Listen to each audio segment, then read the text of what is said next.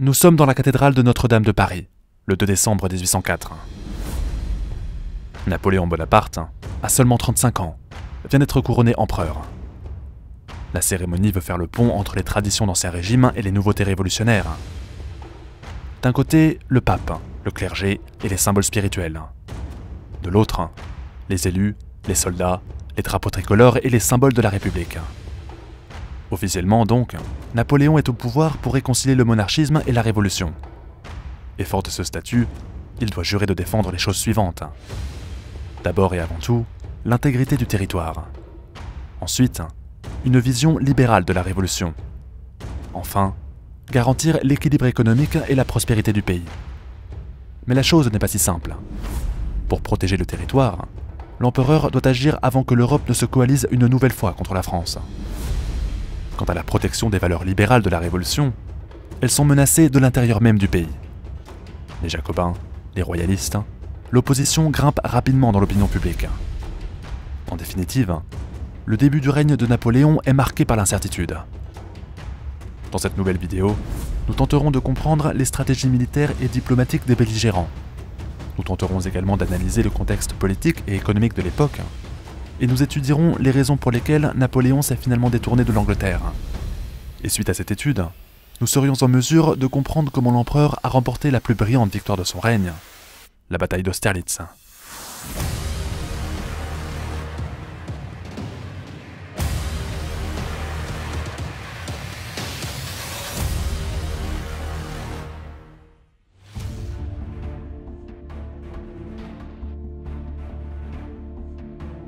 Nous sommes de retour à Boulogne-sur-Mer, durant l'été 1805.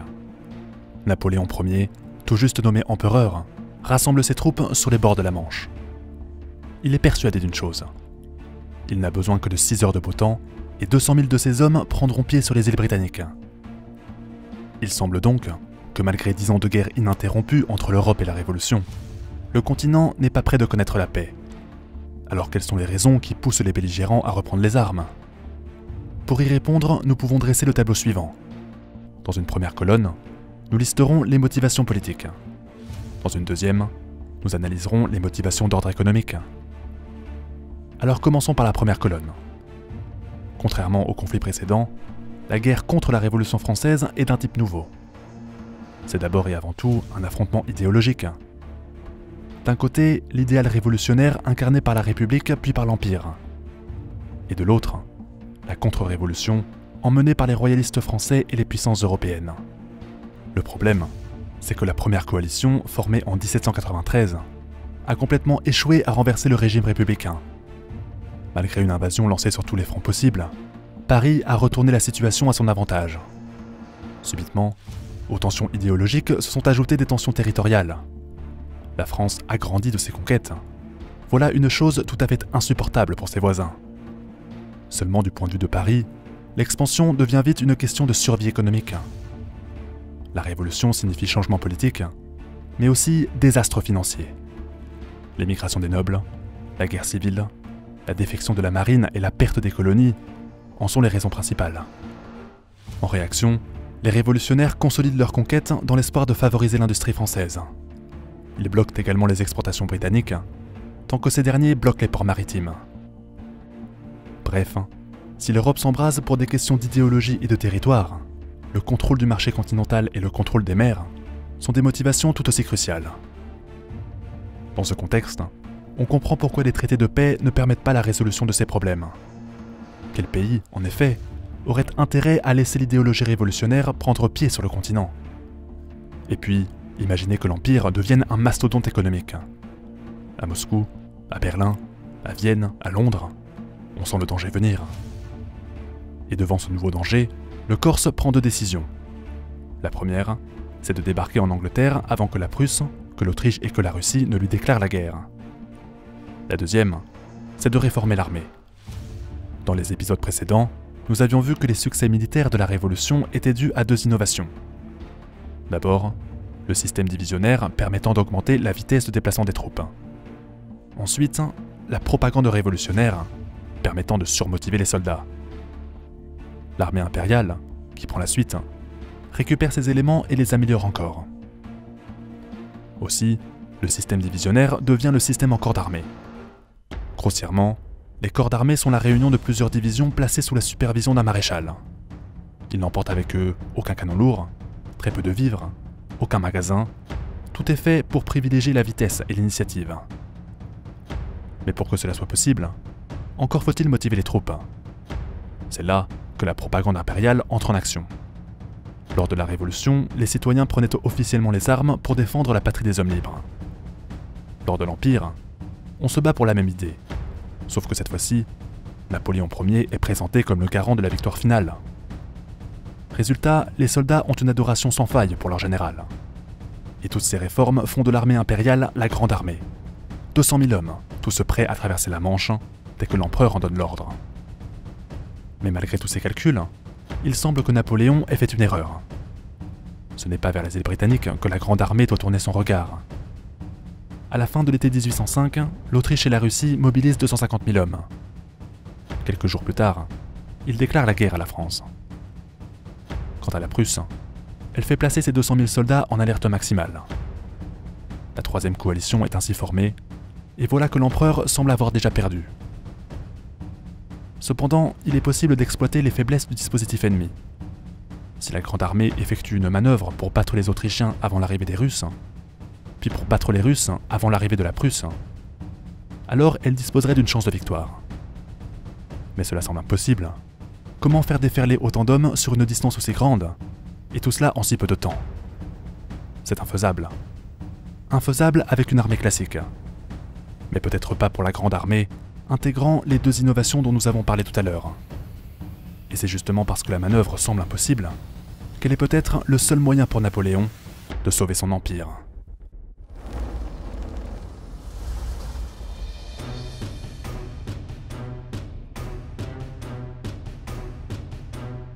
Le 27 août 1805, Napoléon décide de lever le camp de Boulogne. L'objectif, déferler sur les Autrichiens avant l'arrivée des Russes, puis se jeter sur le tsar avant l'entrée en guerre de la Prusse. De son côté, l'Autriche a naïvement divisé ses forces en 3 groupes. D'abord, elle fait placer un tiers de ses forces au sud des Alpes pour libérer l'Italie. Ensuite, un deuxième groupe prend position en Bavière pour libérer l'Allemagne. L'ensemble est enfin complété par un corps de liaison dans les montagnes. La première étape pour Napoléon consiste donc à détruire les 60 000 Autrichiens réfugiés en Bavière. Pour ce faire, il ordonne à Murat, avec la réserve de cavalerie, de sillonner la forêt noire afin d'attirer l'attention du général Mack. Ce dernier d'ailleurs tombe droit dans le panneau. Il porte une partie de ses troupes vers l'ouest et dégarnit dangereusement ses défenses sur le Danube. La grande armée n'a plus qu'à se jeter dans la brèche. Murat, après avoir fièrement rempli sa mission, fait demi-tour et fausse compagnie aux Autrichiens. Le général Mack ne comprend pas. Mais par où les Français vont-ils attaquer? Et voilà qu'au début du mois d'octobre, il apprend que plusieurs ponts sur le Danube ont été pris d'assaut. S'agit-il d'une diversion? S'agit-il d'une entourloupe destinée à le tromper et à dégarnir ses défenses? Le 7 octobre 1805, Mack trouve une réponse à sa question. Murat, encore lui, s'élance au triple galop pour assaillir les troupes réfugiées à Wertingen. Celles-ci, complètement isolées des renforts, sont surprises de voir une cavalerie débarquer dans les environs. Murat n'était-il pas dans la forêt noire, c'est-à-dire à 300 km d'ici? Comment est-ce possible d'être attaqué dans cette direction? Le maréchal français, lui, ne tergiverse pas tout autant. Il profite de l'effet de surprise pour charger, pour attaquer, pour harceler et pour faire 3000 prisonniers en seulement quelques heures.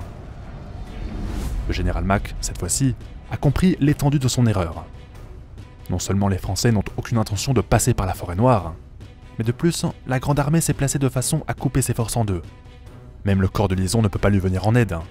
Alors, la seule solution qui reste aux Autrichiens, c'est de fuir vers le nord, de retraverser le Danube, de faire jonction avec les Russes, et peut-être avec la Prusse. Le général Mack se met donc en mouvement. Ses troupes doivent traverser le fleuve en 2 points, à Günzburg, puis à Elchingen. Seulement, c'est justement là que les divisions du maréchal Ney ont aussi prévu de traverser. Imprudents donc, les Autrichiens atteignent Günzburg le 9 octobre. Ils commencent la traversée du pont, ils s'imaginent déjà à l'abri sur l'autre rive, quand tout à coup, les hommes du maréchal Ney surgissent depuis le nord. À ce moment, Mack pourrait décider de se retirer, mais il persiste dans son idée de traverser le Danube. C'est le seul moyen, insiste-t-il. C'est le seul moyen d'échapper à l'anéantissement. En conséquence, il ordonne à 15 000 de ses hommes de s'élancer sur le pont pour dégager le passage. Les Français, de leur côté, savent ce qu'il leur reste à faire. Créer un barrage de feu, faire pleuvoir les balles, cracher la mitraille, arroser la sortie du pont avec des boulets, et ceci pendant des heures et des heures. Les Autrichiens, aussi braves que déterminés, gagnent tout de même du terrain. Mais chaque mètre est gagné au prix de terribles pertes. Les pluies de plomb, la fumée, les corps de leurs compagnons qui s'accumulent sur le sol, tous ces obstacles font de la traversée du Danube une mission presque impossible. Bref, le 9 octobre 1805, entre 1000 et 2000 Autrichiens tombent bêtement sous les balles françaises. Beaucoup d'autres fuient vers le sud, où sont constitués prisonniers. La bataille de Günzburg révèle à l'empereur les intentions de Mack. Il semble que les Autrichiens veulent se mettre à l'abri sur l'autre rive. Il faut donc que la Grande Armée prenne possession du dernier pont qui permette de traverser le Danube. Napoléon ordonne alors à Ney de faire demi-tour, de se porter sur Elchingen et d'attendre l'arrivée de Murat pour anéantir l'ennemi. Sauf que le 14 octobre 1805, ce sont finalement les Autrichiens qui ont été les plus rapides. L'avant-garde, emmenée par Johann von Riesch, a déjà fortifié sa position dans le village. Bien à l'abri sur une colline, il fait fortifier ses positions et se tient prêt à tenir aussi longtemps que possible. Le maréchal Ney hérite donc d'une situation bien difficile. Il n'a que 17 000 hommes à disposition et il doit en déloger 16 000 autres. Mais l'avantage psychologique va faire la différence. Nous l'avons dit, les Français sont surmotivés. Les Autrichiens, de leur côté, sont démoralisés par les événements récents. L'assaut du maréchal Ney, quoique difficile, quoique pénible, quoique mené sur un terrain complètement défavorable, réussit tout de même à percer les défenses. Certains Autrichiens se mettent donc à fuir, mais ils tombent sur Murat et sa cavalerie. Mack n'en croit pas ses yeux. Après les batailles de Günzburg et d'Elchingen, il s'aperçoit qu'il est carrément bloqué. Alors il se réfugie à Ulm et il se laisse encercler par les corps d'armée français. Le 20 octobre, la situation étant complètement désespérée, il jette l'éponge et se rend à Napoléon. 60 000 hommes, soit le tiers de l'armée autrichienne, sont mis hors d'état de nuire en seulement 2 mois. Et la Grande Armée, quant à elle, est toujours intacte. Mais l'empereur n'a pas oublié son objectif initial, battre les Autrichiens et les Russes avant l'entrée en guerre de la Prusse. Pas question donc de se reposer. Il faut tout de suite attaquer l'avant-garde russe qui fuit en catastrophe. Il s'ensuit alors près d'un mois de course-poursuite en Bavière, puis voilà la Grande Armée déjà aux portes de Vienne. Le 13 novembre, l'empereur peut s'emparer de la capitale. Malheureusement, Napoléon ne peut pas profiter pleinement de son élan. Le 15 novembre en effet, soit 2 jours après la prise de Vienne, l'empereur reçoit une terrible nouvelle. Le roi de Prusse s'est enfin décidé. Il lui écrit ce message. C'en est trop. Il est hors de question de laisser l'Allemagne aux mains de la France. Vous avez 30 jours pour évacuer la Grande Armée, ou bien 200 000 hommes marcheront contre vous. Bref, après avoir remporté la première manche en mettant KO l'Autriche, voilà l'empereur contraint de mettre à genoux le tsar. Le problème, c'est qu'il ne lui reste plus que 60 à 80 000 hommes disponibles pour affronter les Russes. Et ces derniers, avec environ 80 à 100 000 hommes en état de se battre, peuvent encore gagner la guerre. Et pour Napoléon, l'horloge se met en marche. 30 jours. 30 jours pour remporter la campagne. 30 jours pour battre la coalition et pour sauver sa couronne.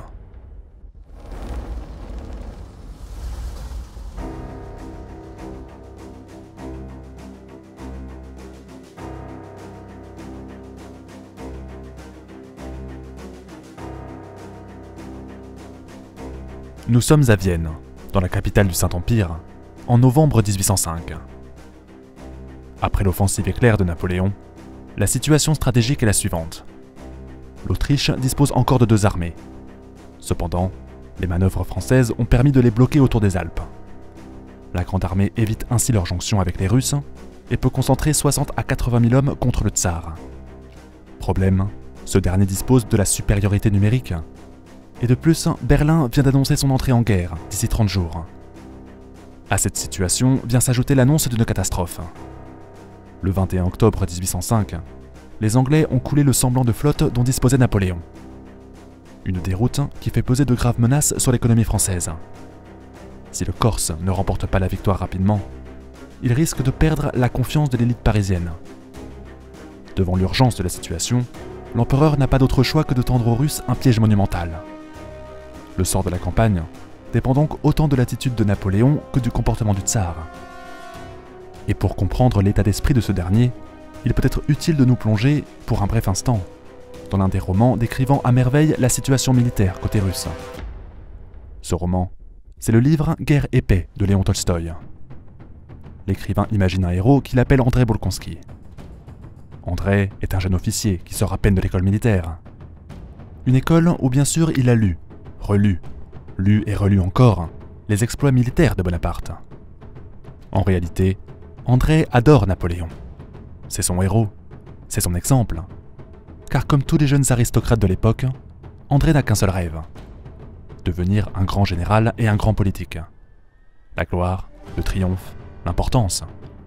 L'empereur des Français est l'exemple même de cette réussite. Et pour faire comme son héros corse, André a besoin de prouver sa valeur au combat. Il veut faire comme Bonaparte à Toulon, lorsqu'il n'avait que 24 ans, et qu'il avait mis en déroute les Anglais et leurs alliés royalistes. Aussi, André cherche son Toulon. Il est donc tout heureux d'apprendre sa nouvelle affectation à l'avant-garde des troupes. Et son baptême du feu, d'ailleurs, ne tarde pas à venir. Lorsqu'il prend position à Schöngrabern, près de Vienne, il est attaqué par la cavalerie de Murat le 16 novembre. Lui, il s'en réjouit. Mais le général en chef de l'armée russe, Mikhail Kutuzov, le ramène vite à la réalité. Il faut fuir, lui lance-t-il. Nous n'avons pas les moyens de repousser la grande armée. En définitive, Tolstoï nous donne l'impression qu'il existe deux mentalités dans le camp du tsar. La première, celle des généraux expérimentés, veut fuir dans l'attente des renforts prussiens. La deuxième, celle des jeunes officiers, veut aller de l'avant pour prouver sa valeur. Mais repassons désormais du côté français. Qu'il ait connaissance ou non de cette profonde division qui règne autour du tsar, Napoléon décide d'attirer son adversaire dans un piège. Pour ce faire, il envoie des messages de paix. Des messages dans lesquels il écrit noir sur blanc qu'il ne veut pas la guerre. Son objectif, persuader les Russes que la grande armée est trop faible pour continuer. C'est le seul moyen, pense Napoléon, de provoquer la bataille avant l'arrivée des Prussiens. Mais comment ces messages sont-ils accueillis par les Russes? Au final, ce ne sont ni plus ni moins que des arguments supplémentaires pour le camp des jeunes aristocrates. Quoi de mieux pour le tsar que de réussir seul là où tout le monde a échoué? Alors c'est décidé. L'armée russe ira de l'avant. De son côté, voyant l'ennemi s'exécuter comme il l'avait souhaité, l'empereur peut choisir lui-même le lieu du champ de bataille. Avec 50 000 hommes à disposition, il scrute le terrain au nord de Vienne, puis trouve un plateau défensif. La position, appelée plateau de Pratzen, est un endroit absolument parfait. Absolument parfait, car sur la droite se trouvent des étangs gelés. Il suffirait donc de laisser le plateau aux Russes, de les attirer vers le village de Sokolnitz, avant de les culbuter sur les étangs par une offensive générale menée sur la gauche. Tout repose donc sur la défense des villages situés sur la droite.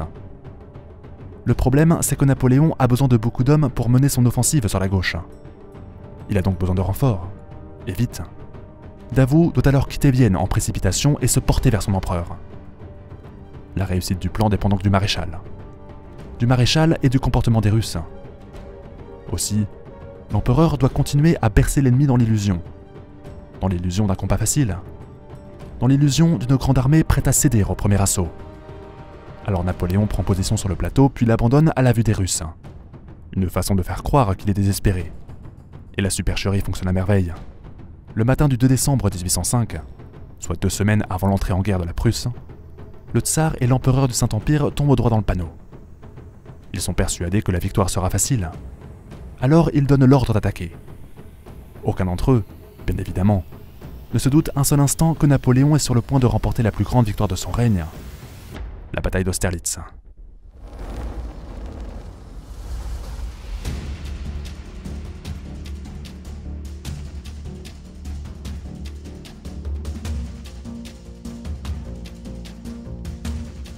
Nous sommes en Moravie, le 2 décembre 1805, à 4 h du matin, près d'un village appelé Austerlitz. Pour persuader les Russes qu'ils s'apprêtent à fuir le combat, Napoléon Ier vient d'abandonner le plateau de Pratzen. Il laisse donc à Kutuzov la position dominante du champ de bataille. Un mouvement risqué, mais un mouvement qui veut tenter l'ennemi à s'élancer sur la droite. Lorsque ce dernier aura affaibli sa position sur le plateau, les Français donneront l'assaut général sur la gauche. Pour que ce plan fonctionne en revanche, il faut que Davout renforce les troupes stationnées à Sokolnitz. S'il échoue, Kutuzov pourra faire pivoter la droite française et scinder la grande armée en deux. Cependant, côté russe, on ignore complètement que ces renforts-là sont en route. Kutuzov, contraint de déclencher l'assaut, prépare une offensive là où les Français semblent les plus faibles. Aussi, vers 5 h du matin, les Austro-Russes descendent du plateau direction Sokolnitz. Exactement ce que l'empereur avait prévu. Tolstoï nous décrit alors ce moment. Il compare les mouvements de l'armée russe à la mécanique d'une grande horloge. Une impulsion, un premier bataillon qui s'avance, entraînant dans son mouvement les autres rouages de la machine. L'ensemble est lancé à fond de train. Les hommes ne sont plus des hommes. Ce sont des éléments perdus dans les automatismes. Des éléments sans vie, des éléments sans réflexion. Et puis voilà que le clairon retentit, que les officiers sortent leurs épées, et que l'ensemble s'élance vers l'avant pour marquer le début de la bataille. Côté français, les éclaireurs alertent l'empereur. Ça y est, enfin, la grande bataille que l'on attendait tant. Sauf que les troupes qui tiennent Sokolnitz se battent en cet instant à 1 contre 4. Autant dire que le sort de la journée repose sur les épaules de Davout. Mais les hommes du maréchal sont épuisés, exténués, éreintés par la fatigue, par la faim, par le froid. Les braves ont parcouru 60 km à marche forcée en seulement 2 jours et 1 nuit. Mais le moral tient bon. Nous l'avons vu. L'idée de se battre pour l'empereur et pour la révolution motive encore les esprits. Quel contraste avec ce que nous raconte Tolstoï et sa métaphore de l'horloge. Côté coalisé, les soldats semblent froids, sans dépassement, accablés par la discipline. Côté français, on se bat pour les idées et pour toutes ces choses nouvelles qui sont nées en 1789. La clé de la victoire se joue peut-être ici. L'état d'esprit, la volonté. Il semble qu'en ce matin du 2 décembre, c'est la grande armée qui montre le plus d'énergie. Et d'ailleurs, même si le rapport de force lui est encore très défavorable, elle passe tout de même à l'offensive. Dès 7 h 30, lorsque le soleil se lève enfin, le corps de l'âne déclenche une attaque sur la gauche. Les Russes accueillent les Français avec des coups de canon, des boulets tirés en batterie qui font près de 400 victimes en seulement 3 minutes. Mais l'âne ne lâche rien, il donne l'ordre d'avancer malgré le feu, d'avancer malgré les torrents de plomb jusqu'à percer le dispositif adverse vers 8 h. Ce coup de force coïncide avec l'arrivée des premiers renforts de Davout sur Sokolnitz. La moitié des forces russes est donc bloquée près des étangs. Si l'âne, désormais renforcé par Murat, réussit à enfoncer les lignes adverses, alors le piège se refermera sûrement sur les Russes. Mais basculons maintenant de l'autre côté des lignes. Le tsar s'impatiente. Il s'impatiente de ce combat autour de Sokolnitz qui n'en finit plus. Kutuzov, lui, se doute bien que Napoléon prépare quelque chose. Mais quoi? Il n'a aucune idée de la répartition des forces françaises puisqu'un épais brouillard recouvre encore le champ de bataille. La logique voudrait donc que les Russes restent prudents. Mais ce n'est pas l'avis du tsar. Lui, il veut voir Sokolnitz aux mains de son armée. Alors Kutuzov, à contre-cœur, dégarnit un peu plus le plateau de Pratzen et descend lui-même près des étangs. Tolstoï nous raconte alors la scène. Le général russe est accompagné d'André Bolkonsky. Aux alentours de 9 h, le général et son aide de camp s'arrêtent près d'une auberge pour observer les mouvements. Le premier, naïvement, commence à converser avec un général autrichien. On parle des affaires militaires, de la revue des troupes, du déroulé global de la bataille. André, lui, cherche son Toulon, son pont d'Arcole, l'endroit où il pourra briller, seul, à la tête de ses hommes. Il s'empare alors d'une longue vue, il scrute le terrain à travers le brouillard qui se dissipe, quand tout à coup, la stupeur agrippe son esprit. Il aperçoit une masse de Français surgir soudainement des bois et se ruer à toute vitesse sur la colline de Pratzen. Tolstoï nous raconte. « Voyez, voyez, disait André. Les Français. Voilà les Français. » Les deux généraux se passèrent alors fiévreusement la longue vue. Une terreur involontaire se peignit sur leurs traits. « C'est l'ennemi, disait Kutuzov. Mais comment est-ce possible ?» En réalité, Napoléon avait saisi l'occasion. Les Austro-Russes avaient laissé le plateau sans défense. L'empereur avait changé ses plans. Ce n'est pas l'âne, ce n'est pas Murat qui devait porter le coup de grâce. Non, c'est Soult dont les divisions étaient restées cachées dans les bois sur le centre. André tente alors de réagir. Vite, son Toulon, son pont d'Arcole, son quelque chose. Mais c'est trop tard. Le maréchal français manœuvre avec perfection. Les contre-attaques austro-russes sont des échecs. Kutuzov est alors en panique. Il faut faire remonter l'armée sur Pratzen. Vite, tous les régiments doivent faire demi-tour. Mais ces derniers se télescopent alors avec les colonnes qui ont reçu l'ordre de descendre. C'est la Lalie, c'est le chaos, c'est l'horloge de Tolstoï qui se dérègle complètement. Dans la cohue, les Français remettent la main sur Pratzen. Soult fait alors pointer ses canons sur la vallée et pilonne les Russes qui tentent désormais de fuir. Lors de la bataille d'Austerlitz, la coalition va perdre 35 000 hommes, blessés, prisonniers ou morts au combat. Près de 40% des effectifs de départ. Napoléon Ier, quant à lui, parti en infériorité numérique, n'en a perdu que 8 000, soit 13% de ses forces. Quelle sera alors la réaction de l'Europe après cette humiliation? La Prusse va-t-elle venir au secours de ses alliés dont la déroute est totale? Et côté français, quelles seront les conséquences de cette victoire? Si vous souhaitez le découvrir, n'hésitez pas à vous abonner à notre chaîne, à laisser un commentaire en bas de la vidéo, et rendez-vous au prochain épisode.